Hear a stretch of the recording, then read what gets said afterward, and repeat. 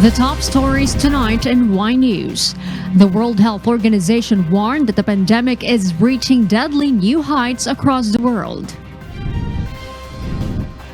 Experts find more evidence that SARS-CoV-2, the virus that causes COVID-19, is an airborne pathogen. President Rodrigo Duterte is confident there's no need for a loyalty check within the military following rumors that troops are withdrawing their support for their commander-in-chief. Thousands of people were forced to flee as their homes. Heavy rain spawned by Typhoon Bixing battered the Bicol region and eastern Visayas. Israelis stepped into the streets without masks for the first time in a year as the country vaccinates its way out of a coronavirus nightmare. And former beneficiary of the MCGI Free Store started her own community pantry to help others in need. Good evening, Philippines and the world. We are now reporting live from Welcome Rotonda in Quezon City. Today is Monday, April 19, 2021. I am Harleen Delgado. Join us in the next hour as we deliver today's top stories around the country and in other parts of the world. I'm Angelo Castro III. We are also seen in 1,935 satellite monitoring centers nationwide and via live streaming worldwide through the UNTV News and Rescue social media accounts and our website, untvweb.com. I am William Theo. First in the news.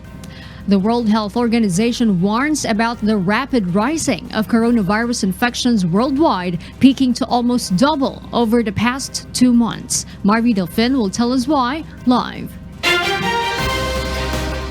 Yes, Marvy? Arlene, in the recent briefing of Director General Tedros Adhanom Ghebreyesus, WHO reports that the COVID-19 infection rate is fast approaching the highest since the pandemic began over a year ago. According to the Director General, the rates are alarming as the cases and deaths continue to escalate. He added that the new COVID cases are almost double over the past 2 months, and the trend shows the forthcoming of the highest infection rate seen so far. As of today, there are more than 141.9 million cases and over 3 million deaths globally. The WHO Director General also noted that some countries which had evaded a widespread transmission of the virus before are now seen having a rapid increase in COVID-19 infection rate. An example he mentioned is Papua New Guinea with over 9,700 cases and 89 deaths as of current. Director General Ghebreyesus and other senior UN officials also repeatedly highlight the importance of being vaccinated as soon as possible.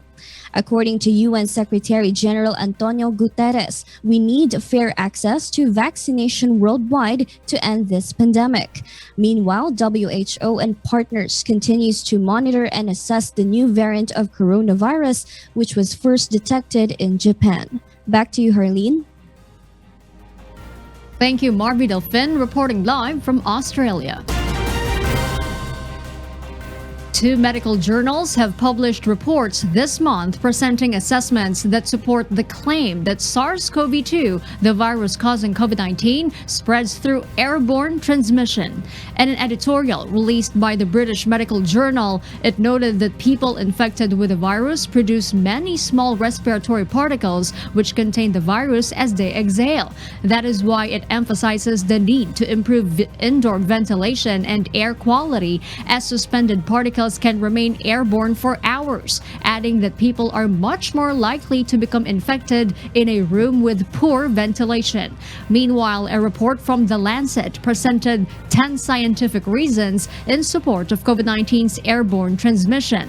These include patterns of long transmission in super spreading events and between people in different rooms in quarantine hotels. It also suggests that almost half of all transmissions globally could be attributed to asymptomatic or pre-symptomatic transmission of the virus from people who are not coughing or sneezing.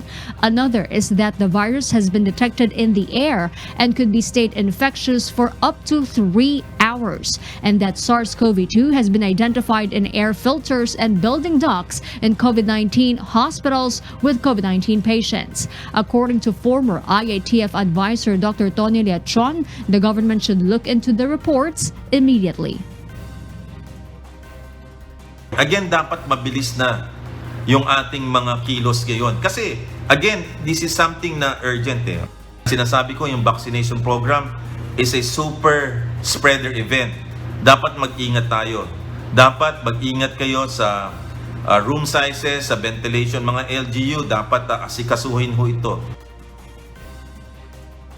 The country's World Health Organization representative says they are studying the reports but maintained that this could be prevented through minimum health standards. We still recognize that this is not a big risk factor. We have to take it in the context of relative risk. We continue to emphasize that the aerosols generated, whether it's through talking, coughing, or sneezing, can be controlled by the wearing of masks.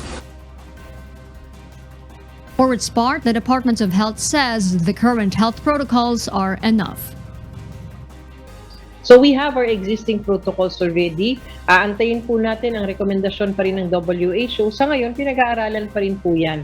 Pero whatever we are doing right now, I think is appropriate and sufficient to protect the public.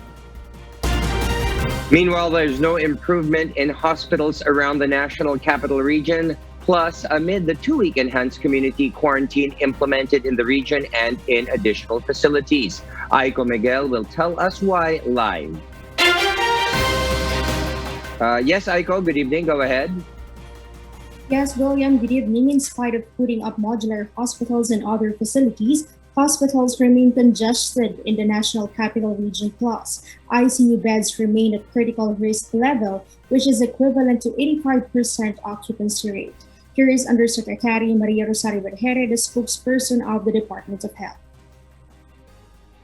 Although, of course, hindi pa natin nararating yung main objective natin of decongesting our hospitals, and that is our final outcome na gusto makita.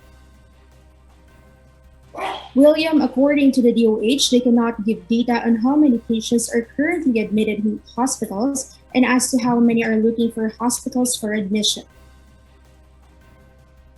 Araw-araw nababago to kasi araw-araw nagbibigay ng report sa amin ng mga ospital across their different patients. At nakikita natin kung ilan nga yung mild and asymptomatic. Most of these patients are nearing discharge na rin. Kaya nga po yung programa din natin na step-down care ay pinag-iigting sa mga ospital so that we can further decongest our hospitals. On the other hand, William, according to Private Hospitals Association of the Philippines, hospitals are again nearing their full capacity. Dr. Jose Rene de Grano, the PHAP president, says admission in hospitals is currently plateauing. Majority of private hospitals can no longer accommodate COVID-19 patients. PHAP fears there will again be congestion because of this situation. Wala talaga halos naging improvement. We were expecting na after ECQ, talagang luluwag, ano? So we're waiting for at least 1 or 2 weeks. Pero ngayon naka 1 week na, parang nag-plateau pa rin yung number of cases. Halos tuloy-tuloy pa din. At para bang yung mag-MECQ na negate yung positive na sa ACQ na nag-gain natin. Private Hospitals Association calls on the Department of Health to give them additional workforce in private hospitals for better case management. Ang kailangan po natin diyan, additional staff, additional nurses. Ay wala po kami pagkukunan ng gano'n. Saan kami kukuha? William, Dr. De Grano also calls on the public to just call or consult medical experts online instead of immediately going to hospitals for less exposure to others, especially in hospitals. And that is the latest live. Back to you, William. Yes, thank you, Aiko Miguel, reporting live. The Philippines posted 9,628 new cases of COVID-19, bringing the total number of infections to 945,745. In its latest bulletin, the Department of Health said the additional cases pushed the country's total active cases to 141,375, of which 96.9% were mild, 1.5% were asymptomatic, 0.5% were critical, 0.7% were severe, and 0.43% were moderate. The tally, however, does not include reports from 4 laboratories that failed to submit data on time. The DOH also reported that the total number of recoveries climbed to 788,322 after 9,266 more patients have recovered from the viral respiratory disease. The death toll, however, also increased to 16,048 with 88 new fatalities. Malacanang has denied that the emergence of community pantries nationwide is a condemnation of the government's efforts to provide aid to families severely affected by the COVID-19 pandemic. Rosa Licos will tell us why. Malacanang lauds the efforts of Filipinos' Bayanihan spirit through the community pantries. Presidential spokesperson Harry Roque says the government recognizes the trait of the citizens to help one another in times of need. He also does not believe that the community pantries are put up to condemn the government. I think this is a spontaneous movement amongst Filipinos. It's part of our psyche to help one another kapag meron talagang mga panahon ng pangangailangan. So I don't see that as a condemnation of government. It simply shows the best in us during the worst of times. No? He also disagrees the statement made by former Vice President Jejo Marbinay that the message behind the rise of the community pantries is that when the government is absent, we can look after each other. Instead, he reiterates his call to stop politicking amid the health crisis. Tingin natin itong mga community pantry nagpapakita na bayanihan ang umiiral, hindi bangayan. Alam niyo po, sa panahon ng matinding pandemya, sa panahon ng surge neto, kinakailangan po talaga sama-sama tayong mga Pilipino. Dahil kung hindi tayo magtutulungan, sino pa magtutulungan? No? Tigil na po muna ang politika, yan po ang pakiusap natin. Roque assured that the government is working to provide for the needs of the most affected families. He also reminded the public to continue observing health protocols to help curb the spread of COVID-19. Rosa Licos, UNTV News and Rescue. We serve the people, we give glory to God. The Department of the Interior and Local Government believes it is timely to have people's initiatives like the free stores and community pantries amid the pandemic. Elmarie Bohok explains why. The community pantries and free stores are considered an assistance to the government's response to pandemic. According to Interior and Local Government Undersecretary for Barangay Affairs Martin Dino, these kinds of initiatives should continue but health protocols must be observed always. Maganda yan, sabi niya, lahat ng bagay na makakatulong, lalo na sa pandemya natin, ay welcome yan. Pero pag kaya naman, ay nagiging danger na sa health protocol, kahit anong ganda, anong gusto natin gawin, ay palagay ko, magkakaroon tayo ng malaking problema. According to Yusek Dino, it is better for the community stores organizers to coordinate with barangay officials for their assistance. Meanwhile, Sergio Ortiz, the honorary chairman of the Philippine Chamber of Commerce and Industry, is happy with this kind of voluntary work. He is sure that some of their members are helping in this kind of bayanihan. But as an organization, he said, they have also their own program to help communities. Isang napagkasunduan ng board, nagbibigay kami. Pero hindi kami nagbibigay sa mga individual na It's always CSR activity. Before community pantries pop out in the country, there are already free stores initiated by Members Church of God International or MCGI aimed to help the poor families in the community. Nel Maribuhok, UNTV News and Rescue. We serve the people, we give glory to God. For those watching our 24/7 live streaming on YouTube, please click the subscribe button you see on your screen and ring the bell for notification. You may also follow us on Facebook. President Rodrigo Duterte is not bothered by reports that some military officers are plotting to oust him over his supposed silence on the West Philippine Sea issue. Meanwhile, the palace has denied the notion. Rosa Licos reports why.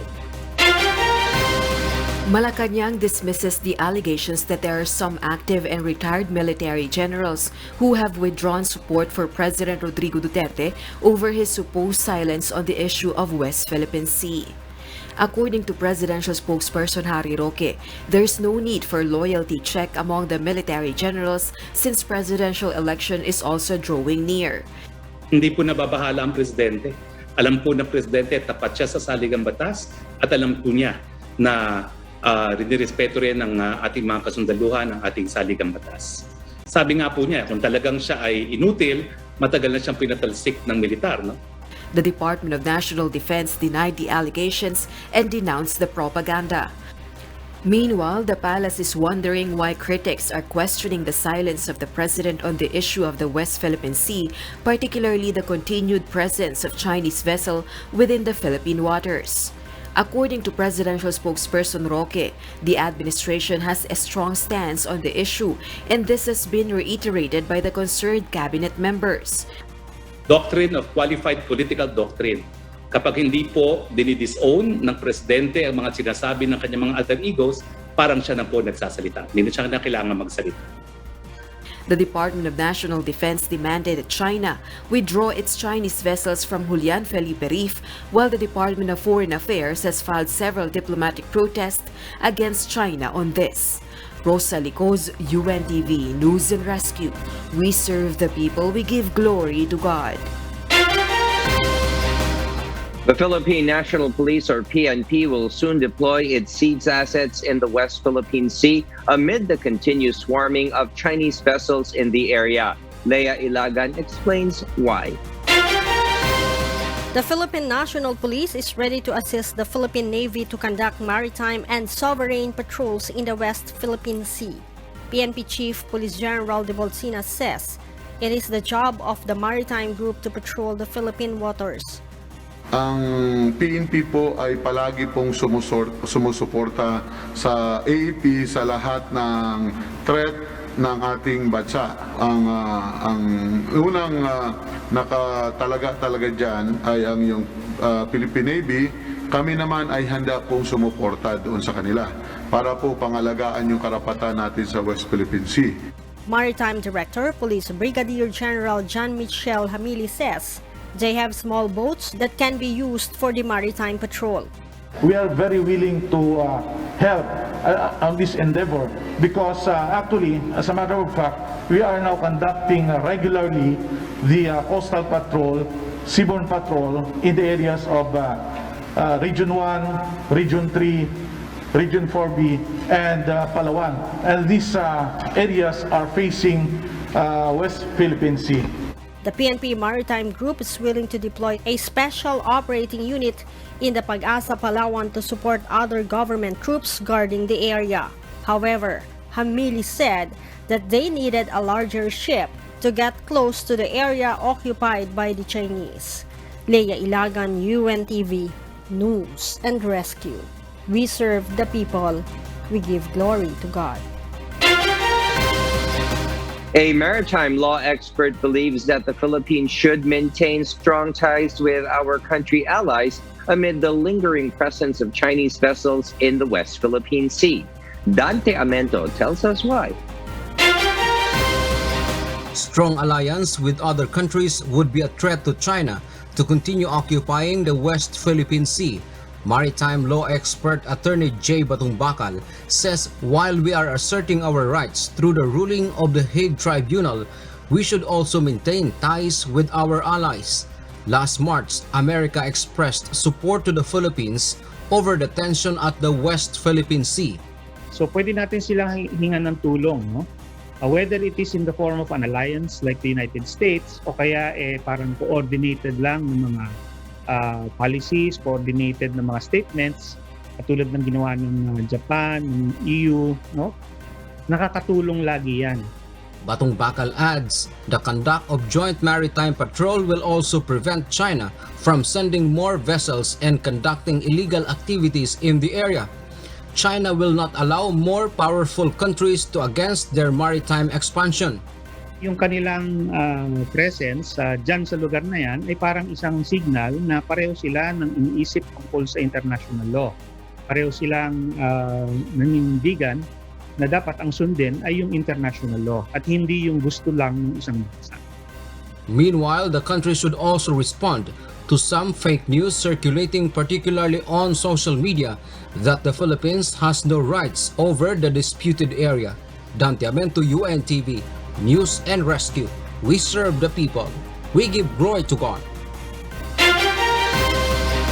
A total of 18,467 families or 68,490 persons were preemptively evacuated in Bicol and Eastern Visayas regions due to the effects of Typhoon Bising. In its latest situational report,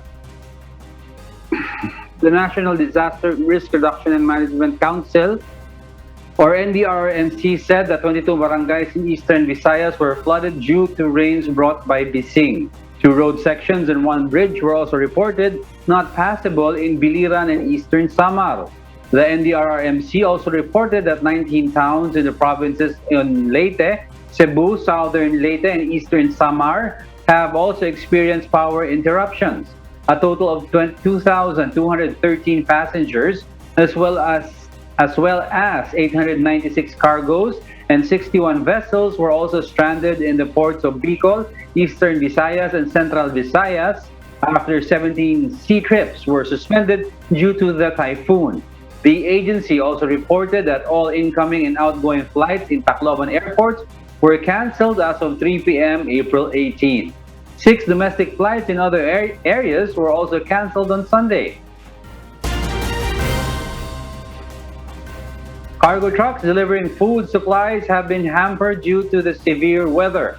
Despite this, the Department of Agriculture assures that there is enough food supply in the market. Asher Kadapan Jr. explains why.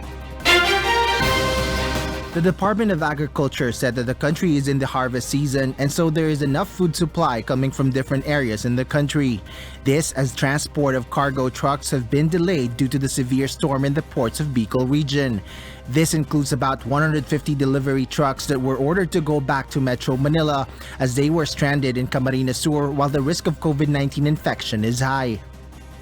Ganon din sa palengke, bababa ang supply, although hindi man natin tinitingnan yun dahil marami ngayon from other parts of the country. Malacanang also believes that the supply of goods in the country will not be affected by the severe weather condition. Presidential spokesperson Harry Roque said that any effects brought about by the typhoon is just temporary. I'm sure ngayon wala na pong bagyo, magpapatuloy na rin yung mga deliveries na yan. The DA, however, further explained that unimpeded transport of cargo trucks should be immediately observed upon the resumption of operations of seaports. This is in correspondence with a joint memorandum among the DA, the Department of the Interior and Local Government, and the Philippine National Police. Reyes said that as long as the truck personnel secure with them the necessary documents, especially the requirements in the health protocols, there should be no problem in their transit in any regions. Drivers and mga pahinante, delivery truck personnel should abide by yung medical health protocols. Medical certificate, if need be, kung swab, pero mabigit na yung swab, konti na nag-require nun medical certificate will do, temperature, body temperature, that's all. Asher Kadapan Jr., UNTV News and Rescue. We serve the people, we give glory to God.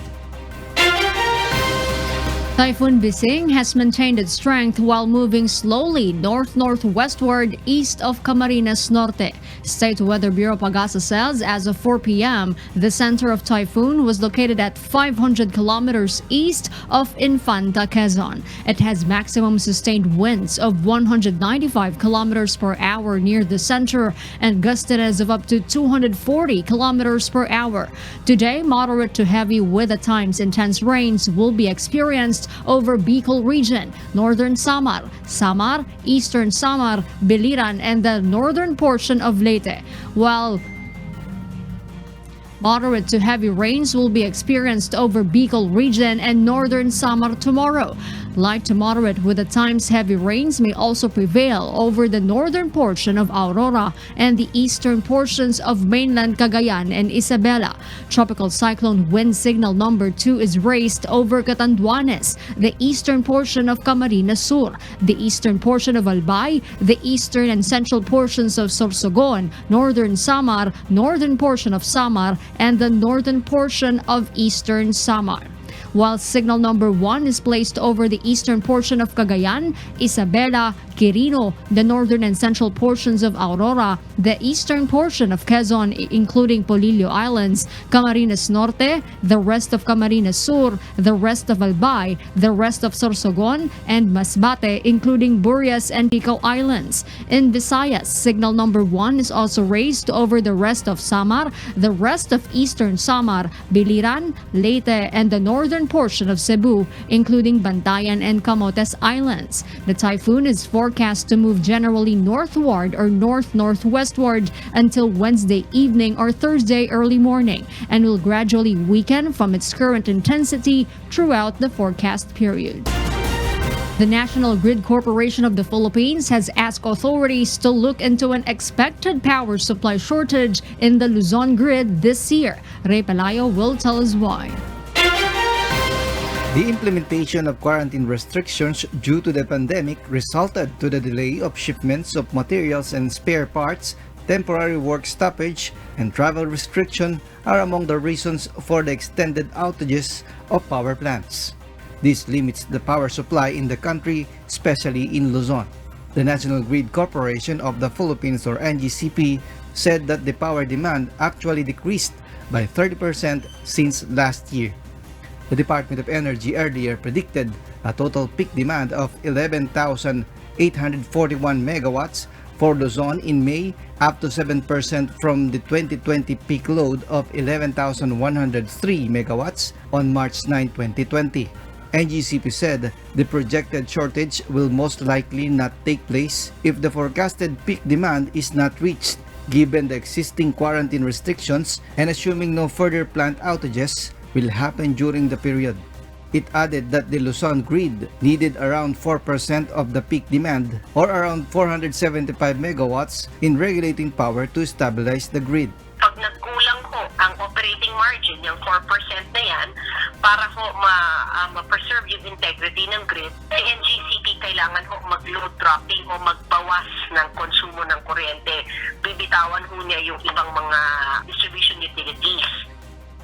NGCP asked the public to use electricity efficiently and help prevent any occurrence of power interruptions because of the lean supply in the summer months. This is by unplugging appliances from outlets when not in use, keeping air conditioning unit at 25 degrees Celsius, and regularly cleaning fan blades or cooling units filters, among others. Ray Pelayo, UNTV News and Rescue. We serve the people. We give glory to God. The Philippines still ranks third among the Association of Southeast Asian Nations, or ASEAN countries, on the number of COVID-19 vaccine doses that were so far administered. However, the data was not based on the percentage of vaccinated individuals per population. Aiko Miguel reports why. There are 1.4 million doses of Sinovac and AstraZeneca COVID-19 vaccines that have been administered on the identified priority groups of the government. The Philippines follows Indonesia with 15.8 million doses and Singapore with 1.6 million doses. According to the DOH, the data shows the country's speed of vaccination compared to other countries, although we have limited supply of COVID-19 vaccines. Ang ating comparison ay number of administered doses kasi that will tell us gaano karami yung nakukuha nating mga doses at gaano tayo kabilis magbigay ng mga doses. 1 million out of 100 million is about 1% of the total population. But we are targeting 70 million. Meanwhile, the Department of Health is expecting the delivery of additional COVID-19 vaccine supply from Pfizer and Gamaleya.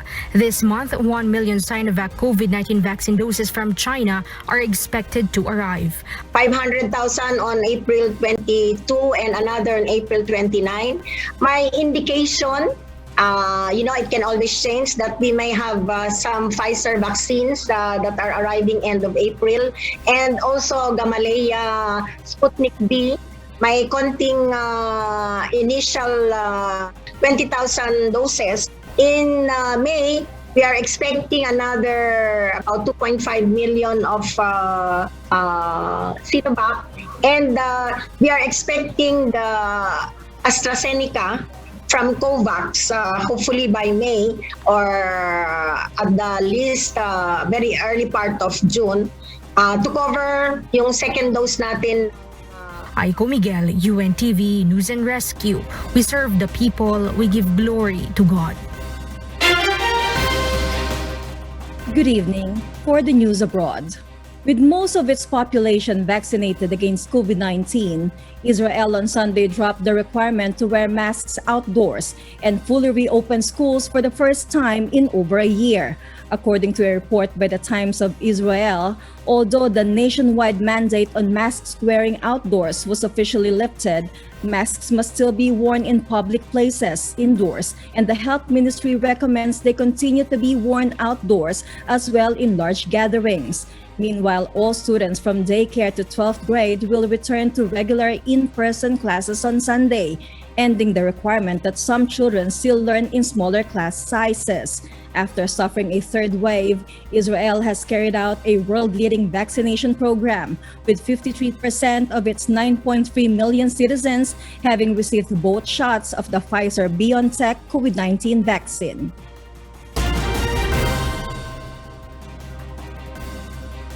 Women in Brazil are being told to delay getting pregnant until the worst of the pandemic passes. Kath Dumaraos will tell us why. Health officials in Brazil have urged women not to have children at this present time, saying the virus variant that is devastating the South American country appears to affect expectant mothers more than earlier versions of the coronavirus. Rafael Camara, Secretary of Primary Healthcare of the Brazilian Health Ministry, warned studies have suggested the new Brazil variant was more aggressive in expectant mothers. The COVID-19 variant, known as P1, was first discovered in Manaus and is thought to be the driving factor behind the number of deaths surpassing 350,000. The current outbreak in Brazil is increasingly affecting younger people. Hospital data for March showed more than half of all patients in intensive care were aged 40 or younger. Hospital beds in major cities, including Sao Paulo, are running at 85% capacity. This week, vaccinations also slowed down in several cities due to a shortage of vaccine supply. Kat Dumaraos, UNTV News and Rescue. We serve the people, we give glory to God. There will be no gun salute in celebration of Queen Elizabeth II's 95th birthday on Wednesday. Ia de Vera will tell us the details live. Yes, Ia? LCS Queen Elizabeth II remains in an official 2-week mourning period following the death of her husband Prince Philip. The monarch is understood to be reluctant to celebrate her birthday with any large-scale events. That is why the traditional 41-gun and 21-gun salutes in Hyde Park and the Tower of London have been cancelled. A year ago, the Queen requested to not proceed with the salute to pay respect to the 20,000 individuals who lost lives to the pandemic. As the nation halted for a minute to honor the death of Prince Philip, Queen Elizabeth grieved alone due to restrictions in the St. George's Chapel at her husband's funeral. Prince Philip was a source of the Queen's strength for all the times they were together, and she shared this statement at the Golden Wedding Anniversary 1997. The events of last week had brought the divided family together, even bringing Prince Harry to London. Dickie Arbiter, who was once a royal press secretary, comments that the Queen will still pursue and continue her commitments, which she has been doing so for many years. Back to you, Elsie. Thank you, Iya De Vera, for that live report. Scientists in Switzerland are sending thousands of pairs of white underpants to volunteers who will then bury them in their gardens. Nina Bascon reports why. A new project named Proof by Underpants is being carried out in the state of Switzerland and aims to be a new enhanced method of measuring soil health. Those who volunteered for this project will receive a pair of white underpants and will bury them in their gardens. After a month, one of the two pairs gets digged up, while the other one in the following month. The underpants acts as indicators of soil quality, as scientists and researchers from the State Research Institute Agroscope analyzes and examines the area of the fabric. It was stated that apart from the waistband and the seams, their test pants are made out from 100% biodegradable organic cotton. The more active microorganisms live in the soil, the faster and the more holistically the underpants will be eaten up. This method was designed and brought up to raise awareness of global soil erosion, as soils are home to billions of bacteria, fungi, and many other creatures, but little is known about their ecosystems. Therefore, trying out this enhanced method lessens the loss of fertile soils that plays a big part in our environment. Nina Bascon, UNTV News and Rescue. We serve the people, we give glory to God. And those are the reasons behind the news in other parts of the globe. I am Elsie Marcos, live from Auckland, New Zealand. Good evening. And those are the reasons behind the news, April 19, 2021. I am Hardin Delgado. Unfold, I'm Angelo Castro III. And because we need to know, we will always ask why. I am William Theo. We serve the people. We give glory to God.